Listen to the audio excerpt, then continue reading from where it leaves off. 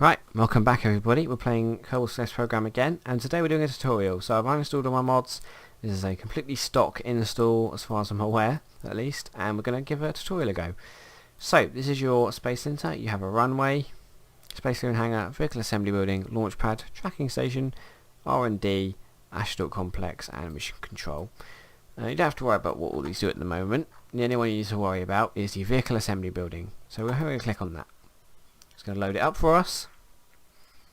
You can see here, I have a rocket here. I don't want this here. I'm going to quickly get rid of this so we can actually build one. Here we have your parts panel. You've got different parts. You've got different tabs here to separate the parts so you can find them easier.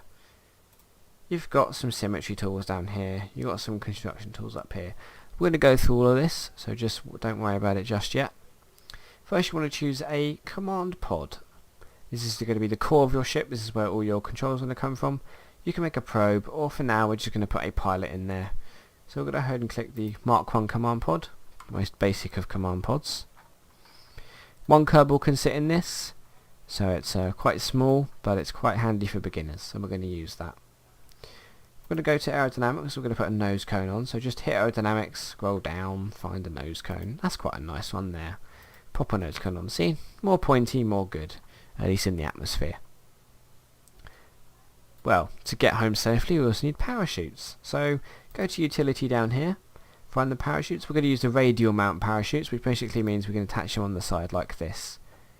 Now, we're going to want to attach them to the side symmetrically. So make sure you've got toggle snap enabled, not disabled. If you know it's disabled, because it looks smooth like this. If it's enabled, you're going to have rigid movement. And then we want to click the circle down here once. That brings up 2 times symmetry, and you can see here another parachute appears on the other end. So just pop them on like that. That's going to do perfectly fine. Re-entry is quite dangerous because of the heating. We need something to protect us from that as well. Go to thermal here, indicated by the flame. Pop over to the 1.25 meter heat shield, and you can see it's a perfect fit. Now if you're having trouble snapping, you can hold Alt, and that's going to help you with snapping. Sometimes things don't want to snap on, like if you're doing it here you have to bring it up a bit, but if you hold Alt it just basically snaps it to that point for you, so don't worry about that.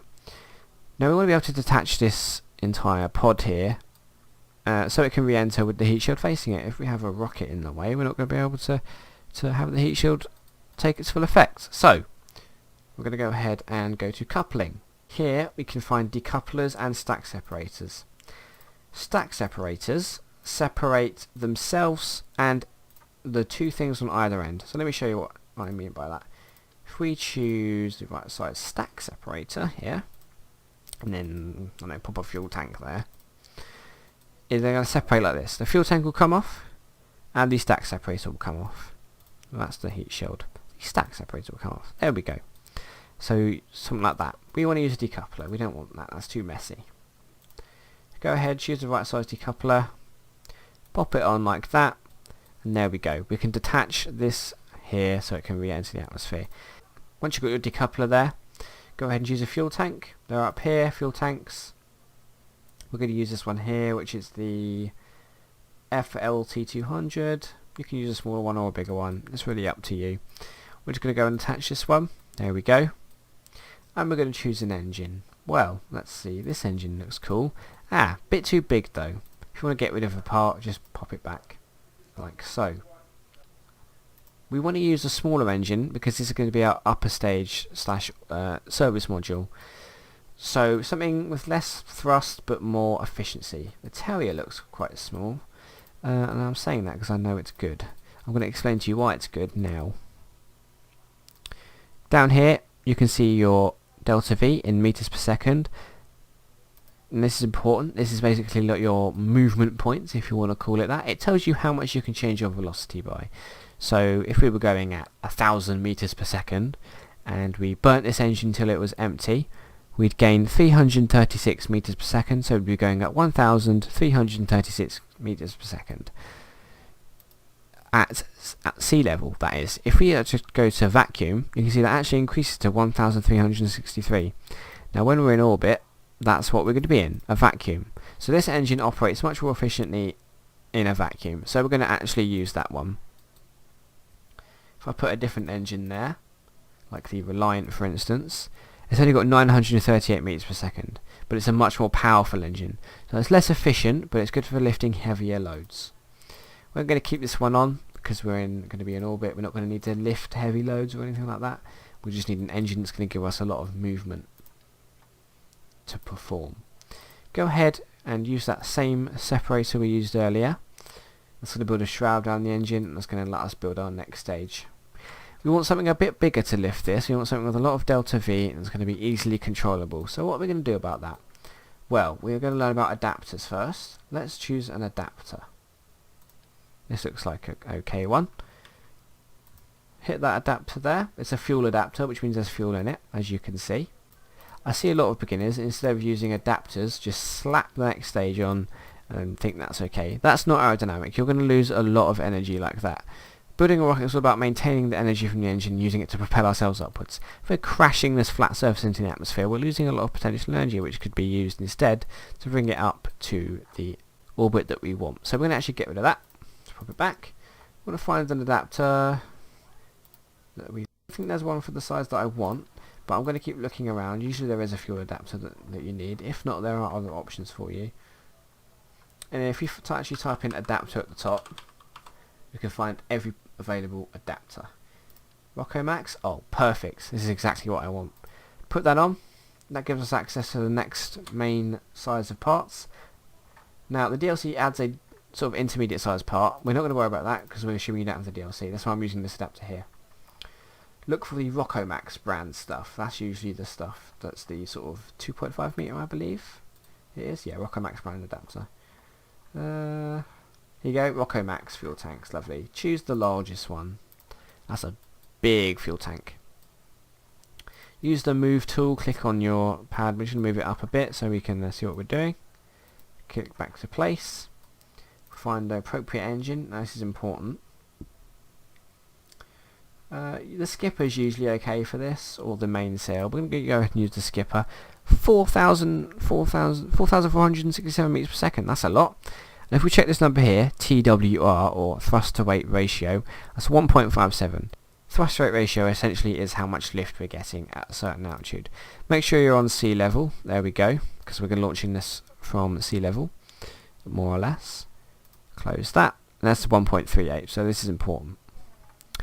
Any thrust to weight ratio below 1, so 0.99, 0.98, 0.5, 0.3, whatever it is, means you're not going to get positive climb.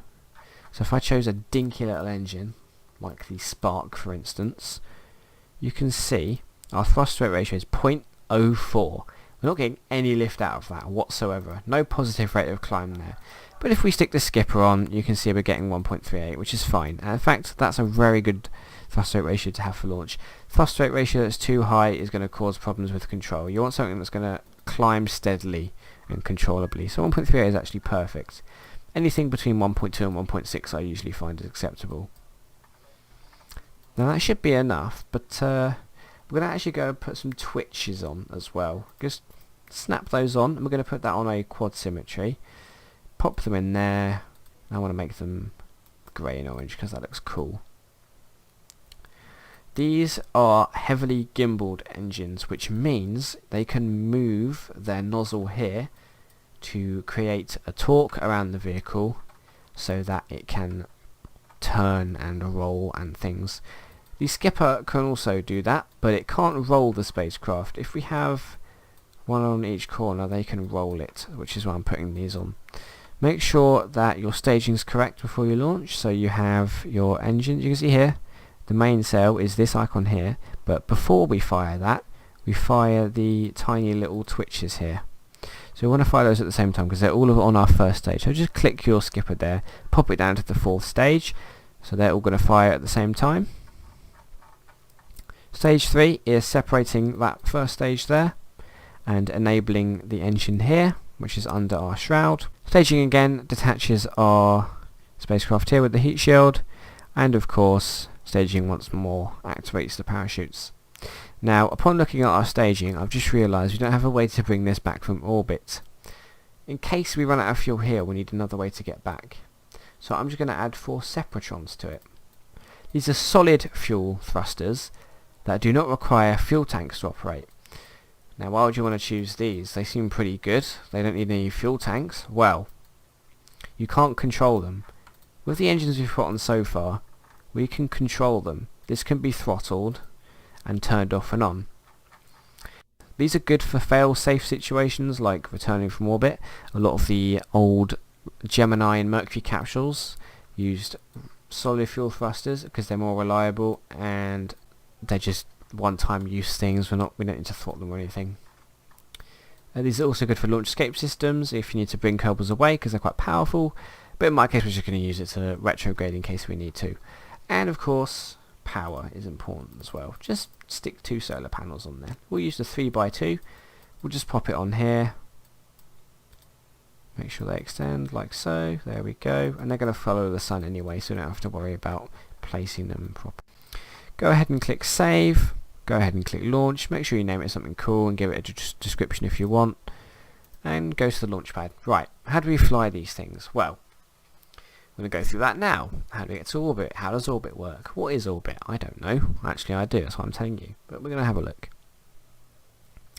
On the launch pad, we want to go to orbit. This means circling the planet. If we launch up and straight down, we're going to go all the way up. We're going to stop because we're going to run out of fuel. Gravity's going to start pulling us back down. And if all goes well, the parachutes will open and we'll land. But you never know. Things can happen. Orbiting means circling the planet. So what do we actually need to do for that? Well, we need horizontal velocity. We need to be able to obviously have velocity to go round. Orbit is essentially throwing yourself around the planet so that you fall at the same rate of the curvature of the planet. So you're constantly going round. You're basically always missing the planet by falling. That's how I like thinking about it. Imagine if you threw a tennis ball really hard, that it head back towards the ground, but the curvature of the Earth is also going away from it, so it's constantly going around the planet. You can think of it like that. Pressing T enables the flight computer and also the gyroscopes and stuff on board so that we can turn it. Go ahead and press space. Make sure you're throttled up as well, that's usually a good idea. You can press shift to throttle up, control to throttle down, and also X to cut your throttle and Z to enable your throttle. That was the weirdest launch ever, but whatever. To go into orbit, obviously, like I said, we need horizontal speed. Now that doesn't mean turning straight over and just blasting that way. That means getting enough altitude so the atmosphere doesn't actually interfere with us either. So when you hit about 1,000 meters, start gently pitching over like I'm doing. Just tap D, you don't have to hold it, just give it a gentle tap. And you want to basically turn at a rate that when you get to 10,000 meters, you're at approximately 45 degrees, which is this line here on the nav ball. So we should be about halfway there now because we're at 5,000 meters. So just keep gently pitching over. You can change this flight profile to suit your rocket. If you get a feel for how you want to launch or you have your own method, that's fine. It's just how I do it. And you can see that I almost lost control of the rocket. Now that's because of something called max Q. And this is why you need to fly carefully. While you're passing the speed of sound, there's a lot of aerodynamic stress on the vehicle that's going to cause it to tumble. This is why you need to fly it carefully. If you want to throttle down, you can do that as well. Just means you need to keep extra careful control of your ship. Now we're at 45 degrees. We're going to throttle down a bit so there's less heating effects on the vehicle. We can also hit M and check our apoapsis. Now that's actually really high. That's about 58 kilometers. The apoapsis is the highest point of your trajectory or orbit. So we're actually going to pitch over. To get the nav ball here, you can click the arrow there, by the way, and that means you can pilot it during map screen. We want to get to 100 kilometer orbit, so we're going to go ahead and just tip over fully now. So if we actually press M, you can see now we're fully on our side, so to speak. Now we don't want to make a ascent that's too sharp, because otherwise we're going to have to make a very long, tricky orbital insertion burn. We don't have much time to do. It's good to bring it out first, just so you have a lot of time to perform that burn. I pressed X to cut the engine at 100 kilometers there. And we're going to go ahead and time warp. We've got a bit of fuel left, we've got plenty of delta V left, so we can definitely make it to orbit. You can see there actually our electric charge's gone up. When you're burning liquid fuel engines, your electric charge will go up. A thing to keep in mind there. Now we're at very high altitude. The atmosphere ends at 70 kilometers. You can see we're almost out of atmosphere there. So we're actually going to open our solar panels. Just right click and click extend for both. You can control the ship with A and D. You can see we don't actually need a reaction control system to turn it. Bit clunky at the moment because we've got that big engine on here. Once we detach it, it's going to be easier to turn. Just keep it pointing like this. Hit M. Once you're out above 70 kilometers, you can click here, right, you can just click on it, click warp here. Very handy feature they've added. And it will take you to that point on your orbit. We actually want to get close to the top of our orbit so we can get it around the planet. So once you're here, hit the prograde button here. That means you're going to face in the direction of your travel essentially. And then we're going to go ahead, throttle up the engine. And now as you can see, it's bringing it out. I'm going to disable our prograde and fly it manually. So that means I can get a nice orbit, but you don't have to do that just yet. If you want to know what I'm doing, I'm just trying to keep our apoapsis, oh, there we go, above our ship before we get into orbit, just to get a nice round orbit. So, we're in orbit now, as you can see, because our trajectory keeps going around the planet. Earlier you just saw my apoapsis and periapsis switch. That's because my highest part actually switched over there because I kept burning. So this became our periapsis, or perigee, apogee. You'll hear different terms, apolloon, periloon. Apoapsis just means around the home planet, in this case Kerbin. On real life it means Earth, but apogee and perigee are all purpose, so most people use that word, but we're going to use whatever shows up here just because it's easier to understand. Periapsis, lowest part of your orbit, apoapsis, highest part of your orbit. Relatively simple there. We're just going to hit M, we're going to hit space to detach our booster stage. So now we've got our spacecraft. You can see much easier turning right now. We don't have that clunky thing on board. Got our solar panels out, so we're gaining charge. We've got plenty of fuel to muck around with. So what can you do in orbit? Why would you want to get in orbit? Well, you can go to different planets. You can rendezvous with spaceships. You can do whatever you need to do. Getting to orbit is the first step in unlocking Kerbal Space Program's entire solar system and all the possibilities that come with that. That's why orbit's so important. We're going to actually explain how to alter your orbit now, which is also important. You might want to go to the moon, you might want to rendezvous with something. We're just going to explain how you do that and what all these little things do, because these are important. If we prograde, so we're travelling in the direction that we're orbiting, and start burning our engine, hit space and start burning it like so, you can see our apoapsis starts going up because we're increasing the amount of horizontal velocity this way. Okay, but obviously gravity is pulling us towards the planet, so it starts curving us this way, but because we keep increasing the amount of velocity, this keeps growing as well because we're further away from the planet. We're just going to go ahead and cut our engine here. That's going to create a orbit that's not exactly circular, as you can see. This is known as an eccentric orbit because it's not circular. Just think of an eccentric person. They're not regular people, you know. They're strange people. This isn't a regular circle. This is a strange circle, or an oval, as I like to call them. You can see, obviously, if we time warp, which you can use with the greater than or less than keys on your keyboard, we start getting further and further away from the planet. You can actually measure your speed down here, so you can see we're slowing down there. That's our orbital speed. And then once we get past the apoapsis, we reach our slowest speed, and we start speeding up again. That's because obviously the gravity is now accelerating us towards the planet. So this is obviously good information to have if you want to perform rendezvous and things. It's just something for now to keep in mind. We're going to actually take advantage of this effect in another episode. So let's say we wanted to circularize this orbit. Let's say we wanted an orbit that's about 1.5 million meters by 1.5 million kilometers. We can do that, no problem. Just go to the top of your orbit, the apoapsis, and then click your prograde, which is that button there. That's your direction of travel, as I like to say it is, or direction of orbit, or whatever you want to call it. Just get more or less near the top, hit prograde, so now we're facing the way we're going. throttle your engine up like so, and we're just using the same effects really to get us into a higher orbit.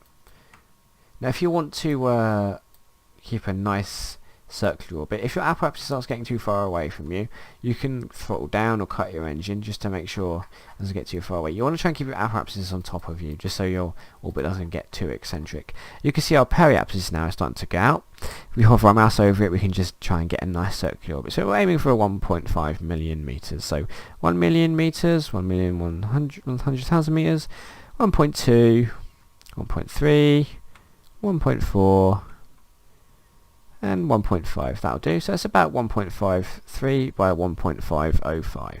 That's fine. That's pretty circular now. So now if we time warp, we can see we're going to consistently stay, oh dear, that's a bit fast, consistently stay quite high above Kerbal's surface. Now we need to get back. How do we do that? Well, we just apply the same effect again, except this time hit retrograde. That makes you face in the opposite direction to which you're travelling, or the opposite direction of which your orbit is. So if we start burning the engine now, you can see our periapsis starts to lower, because now we're reducing our velocity this way, so more of the gravity of the planet takes over to alter our course. Now here, you can see we've actually run out of fuel. This is where our separatrons come in handy. I'm hoping we have enough fuel in those. We're just going to detach that, hit space again, reduce our velocity, and there we go, we had enough. That's quite an aggressive re-entry, but we should be okay. We'll see. We're going to stay on retrograde, because we actually obviously want to have the heat shield face the atmosphere, and the best way to do that is to stay on retrograde, because we're heading towards the planet. So you want to be facing away from the planet, because retrograde faces us away from our direction of travel. Time warp down, and you can see once we hit 7, the time warp becomes physics warp, and obviously since our heat shield's facing us, we should be fine. You can see our ablator starts going down. Actually, if you hit T now, flight computer's off, but we're maintaining our direction. That's because this is the aerodynamically stable way for the spacecraft to be going, and we're losing enough speed. So parachutes are red at the moment, we're going too fast, and there's not enough pressure to deploy them. They've gone orange now, they're sort of the same colour as everything else, so that means they're safe to deploy. So just hit space, out they come. Excellent, we're going to land. That's exactly what we want, and we're over sea as well, that's always a bonus. Landing in sea is generally safer because it absorbs more of the impact than land does. If we time warp again, our parachutes aren't fully deployed yet. You can set an altitude of deployment here, so if we set like 300, that one's going to deploy first because we went past that, but obviously we can set this one as well to 300, and then that deploys as well. But the default is 1,000 meters. That's usually fine. I always set it a bit higher just in case we land on mountains and things, but 9 times out of 10 it's going to do the job just fine. Now we'll just wait to land. Once your parachute is deployed, actually, it's usually a good idea to jettison the heat shield. So just right click, click jettison, and off it goes. But here we are, splashdown, we're on the sea, awesome. If you place your mouse above the altitude indicator here, these two panels show up, recover vessel, space center. We're just going to hit recover vessel for now, and that brings it back to base along with the Kerbal inside. So that's one successful mission. There's one thing left on our itinerary for this mission, and that is to get rid of the booster stage we left in orbit. Just hit done here, go to the tracking station, and here's where you can see everything that you've done. To ignore my flags and things, you can see we've got debris here. Usually this is bad, it just clogs up your screen, you don't want it here, it gets in the way. Just hit debris, hit terminate, that basically blows it up, so that's not a problem anymore. We'll just terminate both the debris there. That's how to build a rocket to get to orbit in Kerbal Space Program. That's how orbit works in Kerbal Space Program. That's how to get back in Kerbal Space Program. That was a basic Kerbal Space Program tutorial for you. Hope it was useful. If you've got any questions in the comments, or if you're stuck on anything, feel free to comment. I'm sure I can answer the question. I'm usually able to when it comes to this game. I've got over 800 hours on the damn thing. And next episode we're going to talk about your next basic fundamental thing, which is orbital rendezvous. A scary topic for many, Something very hard to perfect, but something also extremely important for accomplishing any missions. It's going to utilise some of the speed things we mentioned in orbit, slowing down, speeding up. It's going to utilise those techniques to raise your orbit and lower your orbit. And also going to utilise some more techniques that I haven't talked about just yet, but we're going to worry about that in the next episode.